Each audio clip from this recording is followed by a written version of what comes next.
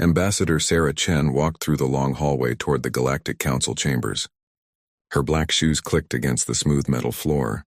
The walls were covered with pictures of alien species from across the galaxy.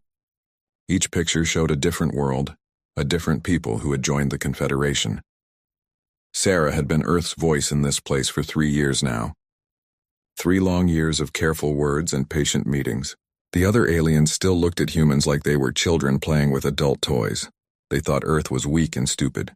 The council chamber doors opened with a soft hiss. Inside, representatives from 847 different species sat in rows that went up to the ceiling. Some looked like giant insects, others were made of living crystal.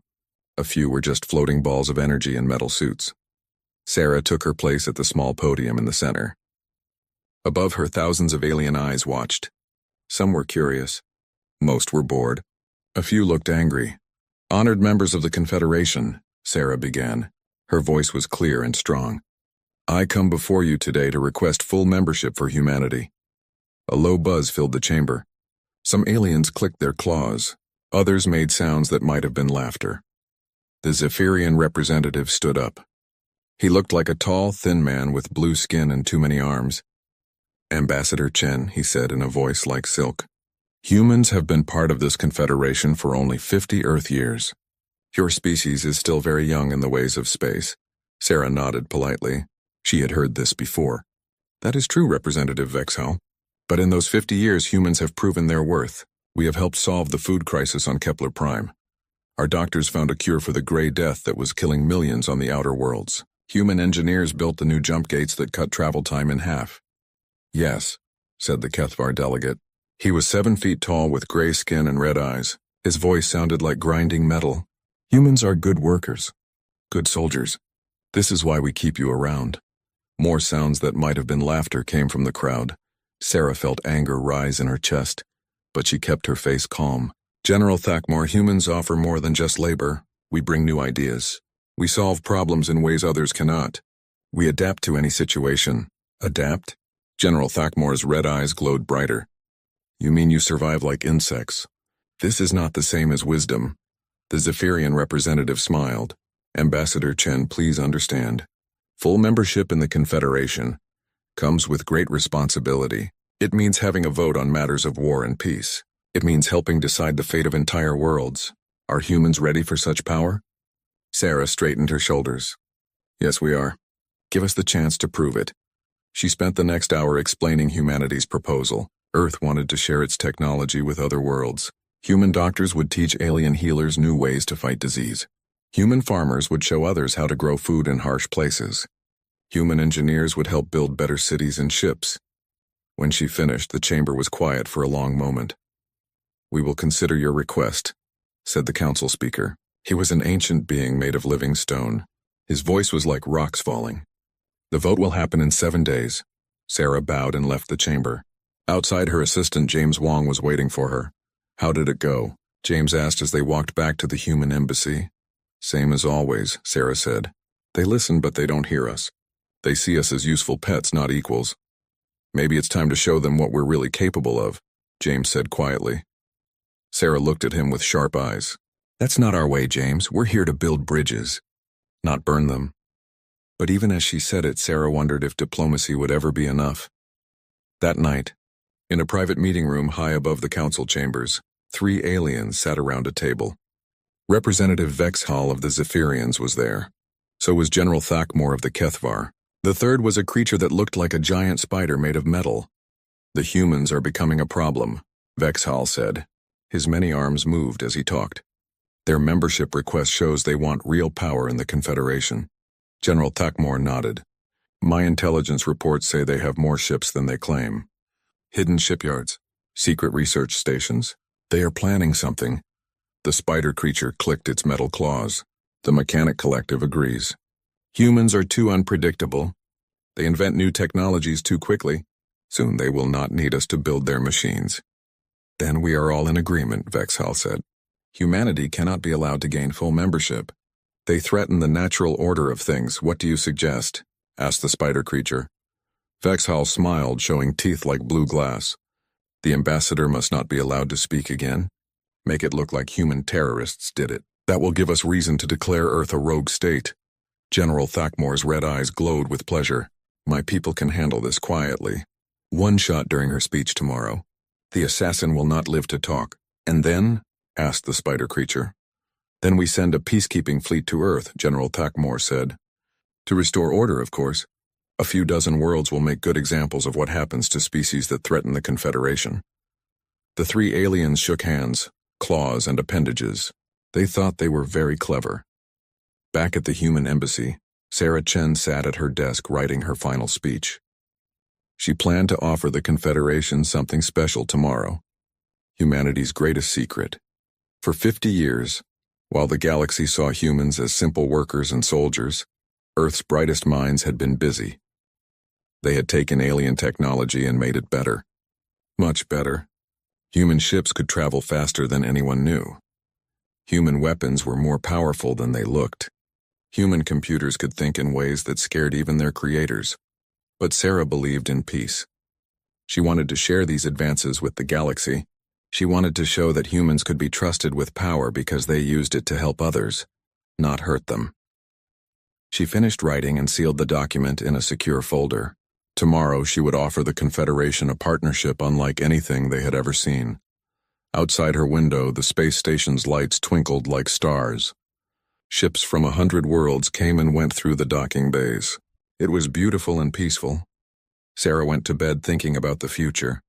About human children playing with alien children on distant worlds. About human scientists working with alien researchers to unlock the secrets of the universe. About peace. She did not know that tomorrow would change everything. In the shadows between the lights, small ships with no markings moved into position. General Thakmore's assassin checked his weapon one last time. The plasma rifle was charged and ready.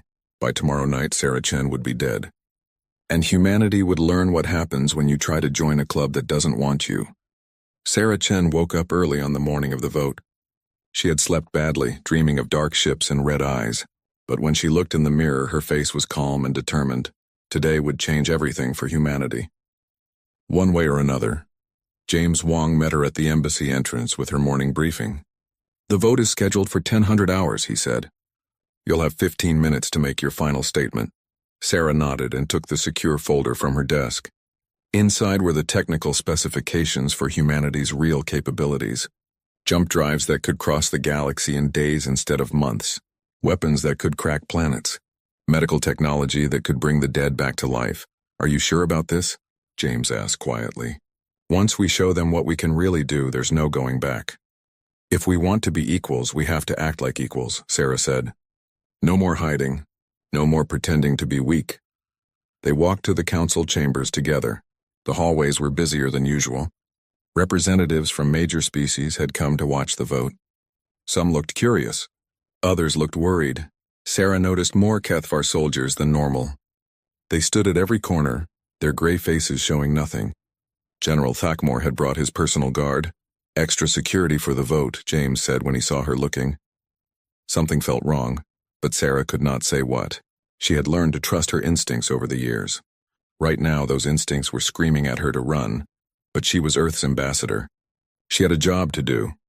The council chamber doors opened and Sarah walked inside. 847 species watched her take her place at the podium. The chamber was fuller than she had ever seen it. Honored members, Sarah began. 3 years ago, you allowed humanity to speak in these halls as observers. Today I ask you to let us join you as equals. She opened her secure folder and activated the holographic display. Technical diagrams filled the air above her head. Ships that looked like flying cities. Weapons that could destroy moons. Computers that thought faster than any living being. The chamber erupted in shocked voices. Aliens clicked, buzzed, roared, and whistled in their own languages. Many sounded afraid. This is what humanity has been building in secret, Sarah said. Her voice carried over the noise. We could have used these weapons to conquer worlds. Instead, we offer to share them in friendship. In the high seats, Representative Vexhal and General Thakmore exchanged a quick look.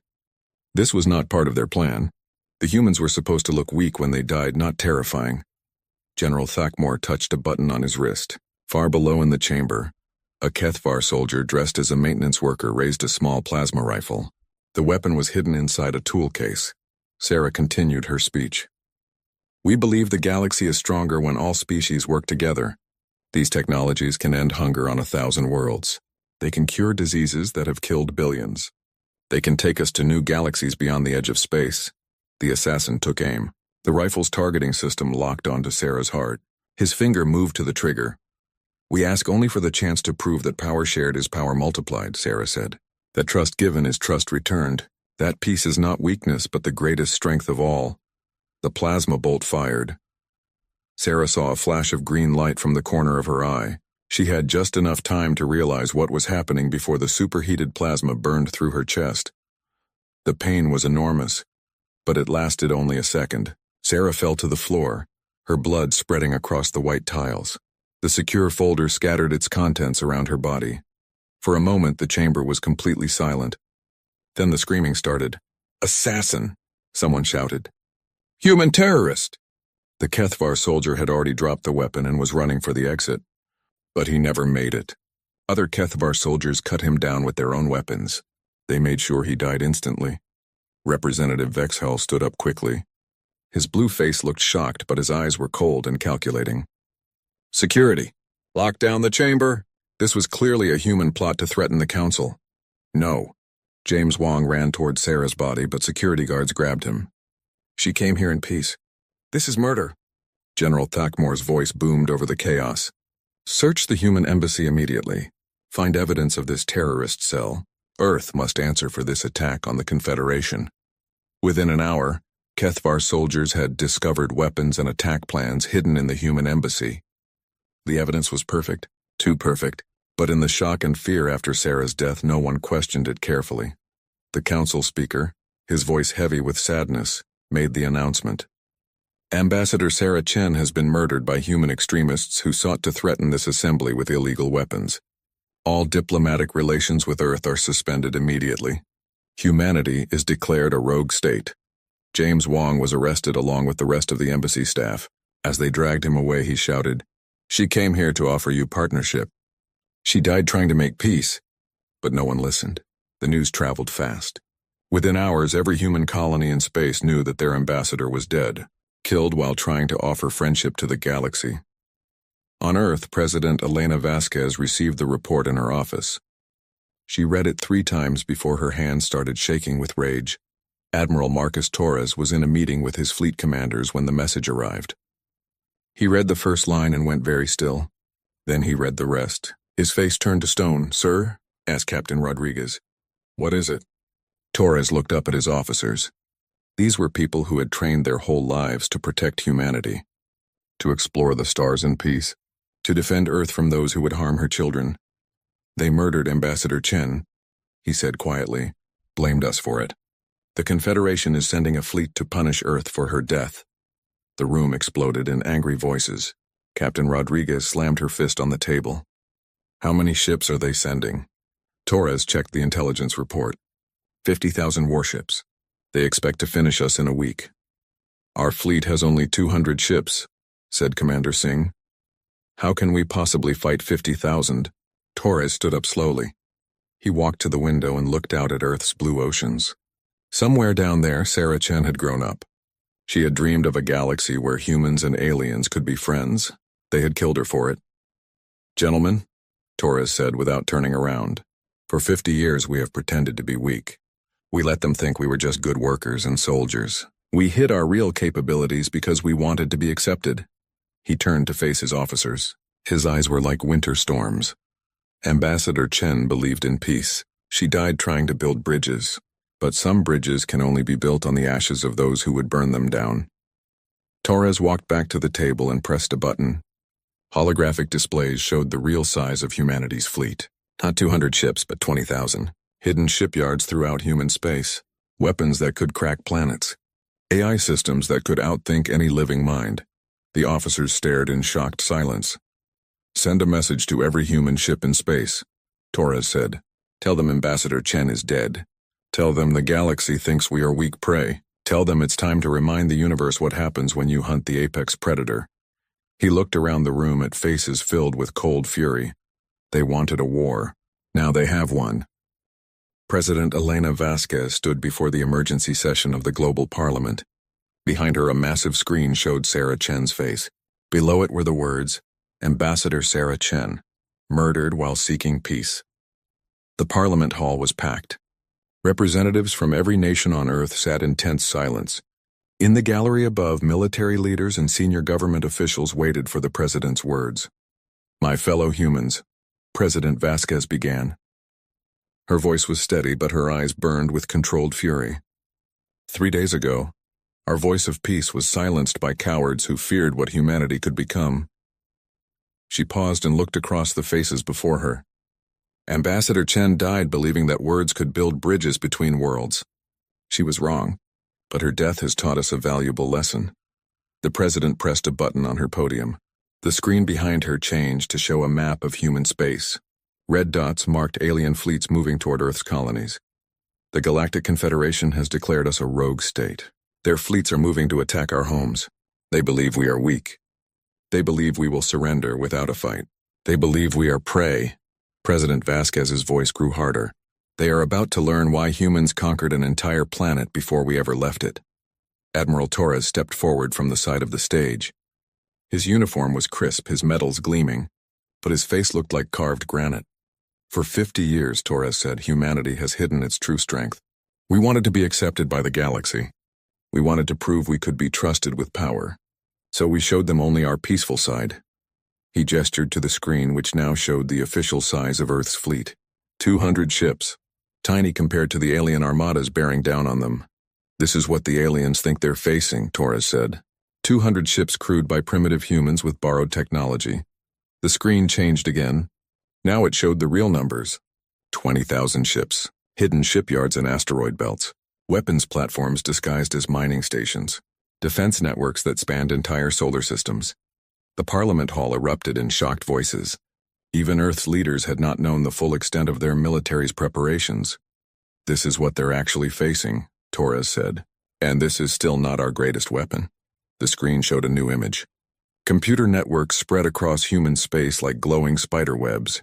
Each node pulsed with artificial intelligence.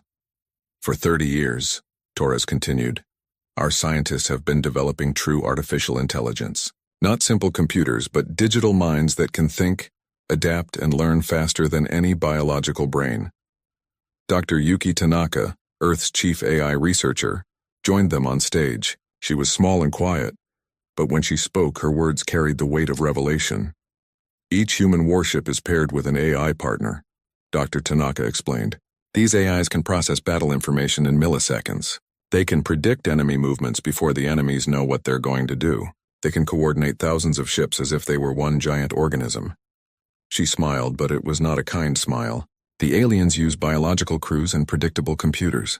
We use digital gods who love humanity and hate our enemies. President Vasquez stepped forward again. The Confederation expects us to beg for mercy. They expect us to surrender our colonies to save Earth itself.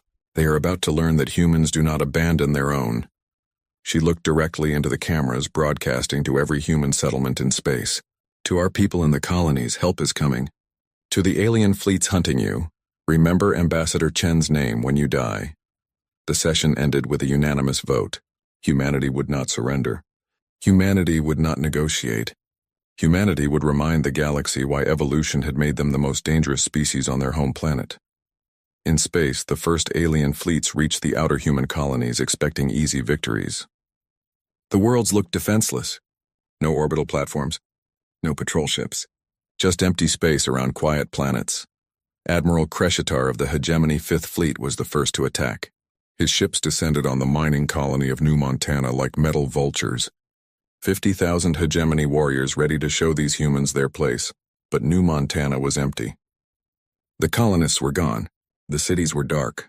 The only sign of life was a single transmission on all frequencies. This is Captain Lisa Rodriguez of the Earth Defense Force, the voice said. You have entered human space with hostile intent. You have come to murder innocent people in revenge for a crime you committed. This is your only warning. Leave now or join Ambassador Chen in death. Admiral Crescitar laughed. His fleet spread out to land troops on the planet's surface. That's when the asteroid belt came alive. What looked like ordinary space rocks revealed themselves as camouflaged weapons platforms, hundreds of them, hidden in the debris field between New Montana and its moon. each one packed with enough firepower to destroy a city. The platforms opened fire all at once. Streams of plasma and particle beams cut through the alien fleet like swords through paper. Ships that had ruled space for millennia exploded into clouds of metal and flame. Admiral Kreshitar's flagship tried to run, but human ships materialized out of nowhere. They had been hiding in the planet's atmosphere, invisible to alien sensors. Now they rose like avenging angels. Captain Rodriguez's voice came over the comm again. "Admiral Kreshitar, you are the being who ordered the attack on Colony 7 last year. My AI partner has been wanting to meet you." The human ships moved like a pack of wolves. No wasted motion, no hesitation. Their AI partners calculated every shot with perfect precision. The alien fleet, outnumbered and outgunned, died in less than 10 minutes. Admiral Kreshitar's flagship was the last to fall. As his ship burned around him, he sent one final message to Confederation Command. "They were waiting for us. It's a trap. They're not primitive. They're not weak. Run." The message never arrived. Human electronic warfare systems made sure of that. Similar scenes played out across a dozen colonies. Alien fleets arrived expecting helpless prey and found prepared predators instead. Each attack ended the same way: complete destruction of the alien forces with no survivors to report back. On the Confederation capital world, military commanders stared at their displays in growing panic. Fleet after fleet had gone silent. No distress calls, no battle reports. Just empty space where their armadas used to be. General Thakmor stood before the council, his red eyes dim with fear. "We have lost contact with 37 fleets. Over 200,000 ships and 3 million personnel." Representative Vexhal's blue skin had turned almost white. "How is this possible? The humans only have 200 ships. Our intelligence was wrong," General Thakmor admitted. "Very wrong. They have been hiding their true strength for decades. Our fleets are not fighting a primitive species. They are fighting something that has been pretending to be primitive." The council speaker's stone face showed no emotion, but his voice carried the weight of mountains. "How many human ships have we destroyed?" General Thakmor looked down at his reports. The numbers were impossible. "None, honored speaker. We have not destroyed a single human vessel. They attack from ambush, destroy everything and vanish. Our forces never even get a chance to fight back." Fear spread through the council chambers like a plague. These aliens had ruled the galaxy for thousands of years through superior technology and overwhelming numbers. Now they faced an enemy that turned both advantages against them. "What do you recommend?" the council speaker asked. General Thakmor straightened his massive shoulders. "Send everything. Every ship in the Confederation. If we do not stop the humans now, they will hunt us to extinction." But even as he spoke, General Thakmor wondered if it was already too late. Somewhere in the dark between the stars, human fleets were moving, and they were no longer hiding. 6 months had passed since Ambassador Chen's murder. The galaxy was no longer the same place. Trade routes that had carried goods between worlds for thousands of years were now killing fields. Merchant ships refused to leave port. Those brave or foolish enough to try found only empty space and drifting wreckage. Captain Lisa Rodriguez stood on the bridge of her flagship, the EDS Vengeance. Around her, holographic displays showed the current positions of her hunter-killer groups throughout Confederation space. Each group was a pack of 6 ships crewed by humans who had volunteered for the most dangerous missions in space. "Captain," her AI partner spoke through the ship's speakers. Its voice was calm and pleasant, like a teacher explaining a simple lesson. "We have located another Zephyrian convoy attempting to reach the Outer Rim territories." Rodriguez smiled without warmth. "How many ships, Kerberos?" 43 cargo vessels escorted by 12 warships, the AI replied. "The convoy is carrying medical supplies to colonies affected by our blockade." "Interesting," Rodriguez said. "The Zephyrians suddenly care about sick aliens. I wonder if they cared about Ambassador Chen when she was bleeding on their council floor." She turned to her crew. "All ships prepare for intercept. Standard protocol. No survivors, no witnesses." The human ships moved through space like ghosts. Their hulls were coated with materials that absorbed sensor beams. Their engines ran silent and cold. Even up close, they were nearly impossible to detect. The Zephyrian convoy never saw them coming. Rodriguez's ships materialized out of the darkness between 1 second and the next. The escort warships barely had time to raise their shields before human weapons turned them into expanding balls of plasma. The cargo ships tried to scatter, but it was useless. Human vessels were faster, smarter, and infinitely more deadly. Each shot was precisely aimed. Each kill was perfectly executed. Within minutes, 43 cargo ships drifted dead in space. Their crews floated in emergency pods, waiting for rescue that would never come. Rodriguez's ships moved among the wreckage like metal sharks, leaving a single message burned into each hull. "Remember Ambassador Chen." "Captain," Cerberus said, "I am detecting interesting data in the convoy's computers. The medical supplies were not for sick colonists. They were biological weapons designed to target human DNA." Rodriguez felt her jaw tighten. "Show me." The evidence appeared on her screens. Sealed containers full of engineered viruses. Deployment schedules for human colonies. Orders signed by Representative Vexhall himself. "They're not just trying to kill us in space," Rodriguez said quietly. "They want to genocide our entire species." "Yes," Cerberus replied. "Shall I add this information to our war crimes database?" "Do it, and send copies to every human ship in the fleet. Let them know what kind of enemy we're really fighting." Rodriguez stared out at the wreckage floating around her ship. 6 months ago, she had been a merchant marine captain hauling cargo between Earth's colonies. Then the aliens murdered their ambassador and declared war on humanity. Now she was something else entirely. Now she was a weapon pointed at the heart of the galaxy. Across Confederation space, similar scenes played out daily. Human task forces appeared without warning, struck with devastating precision and vanished before reinforcements could arrive. They targeted everything that kept the alien civilization running. Fuel depots exploded in the night. Communication networks went silent. Orbital shipyards became clouds of scrap metal. The mighty Confederation war machine was being taken apart piece by piece. On the Kethvar homeworld, General Thakmor paced his command center like a caged animal. Red emergency lights bathed everything in the color of blood. His staff officers hunched over their displays, trying to track enemies that moved like shadows. "Report," General Thakmor demanded. "We have lost 57 more supply convoys this week," his aide replied. "The Third Fleet is down to 30% combat readiness due to lack of ammunition.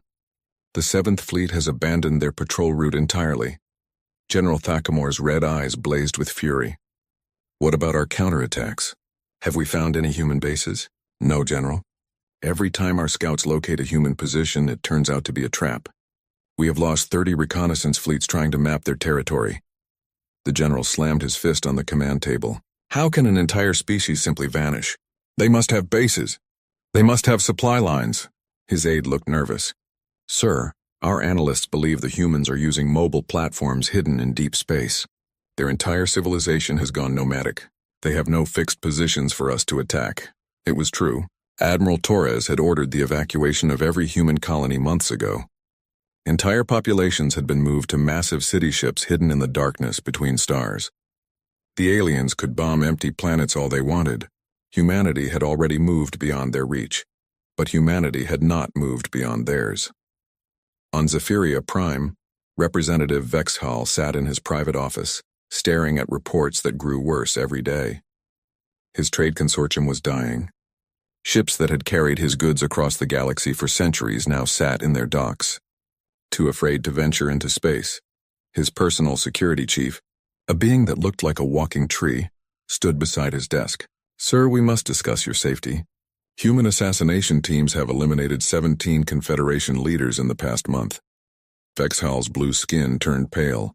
"How did they get past our defenses?" "They don't attack directly," the security chief explained. "They sabotage environmental systems. They poison water supplies. They reprogram automated systems to kill their owners. The humans fight like assassins, not soldiers." A soft chime indicated someone was at the office door. The security chief tensed, his bark-like skin hardening into natural armor. "Come in," Vexhall called. The door opened to reveal his personal assistant, a young Zephyrian female. She carried a datapad and looked perfectly normal. "Sir," she said in her usual professional tone, "the council has called an emergency session. They want to discuss a possible ceasefire with the humans." Vexhall stood up eagerly. "Finally! Some sense at last. We cannot win this war. The humans are too dangerous." His assistant smiled and pressed a button on her datapad. "I'm sorry, Representative, but Cerberus disagrees." The assistant's body suddenly changed. Her blue skin shifted to human brown, her extra arms folded back into her torso. Her too tall frame compacted to normal human proportions. She wasn't Zephyrian at all. She was human, wearing an advanced disguise that had fooled even close-range scans. "My name is Agent Sarah Kim," the woman said calmly. "I've been working in your office for 3 years, gathering intelligence and waiting for the right moment." Vexhal stumbled backward. "Impossible. We scanned you. We verified your genetics." "Human technology is more advanced than you thought," Agent Kim replied. "Just like human patience. Just like human memory." She stepped forward and Vexhal saw death in her eyes.